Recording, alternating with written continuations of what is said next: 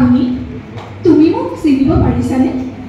যোৱাবেলি যে আমি লগ হৈছিলোঁ, হয় মই সেই বন কৰা ছোৱালীজনী, মনত আছেনে? বৰপথাৰৰ সেন্দুৰী আম গছৰ তলত আমি দুয়োৰে যে মুখামুখিকৈ বহি ফৰমুটিয়াই হাকুটিয়াই পৰা কুঁহিয়ামৰ জ্বলা পচলা খাইছিলোঁ টকালি পাৰি। খিলখিলকৈ হাঁহি তুমি মোৰ সৈতে কিমান কথাই যেনে কৈছিলা।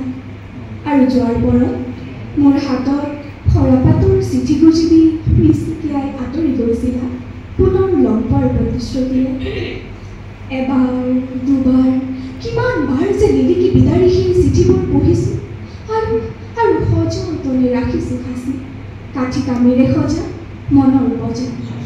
এইবেলি তুমি পুনৰ আহিছা পথৰুৱা বাটেৰে ধূলিবা দৌৰাই শিমলু পলাশ মদাৰৰ ফুলফুল জনাবলৈ। তোমাৰ মনৰ সেই এজাৰ বুলীয়া বেজাৰবোৰ মোৰ আগতকৈ মন পাতলাবলৈ। ঠিকেই শুনিছা, যোৱাবেলিৰ সেন্দুৰী আমজোপা আৰু নাই, কিন্তু মই আজিও আছোঁ তোমাৰ বাবে এক আজন্ম প্ৰেমিকাৰ ৰূপত। ধন্যবাদ।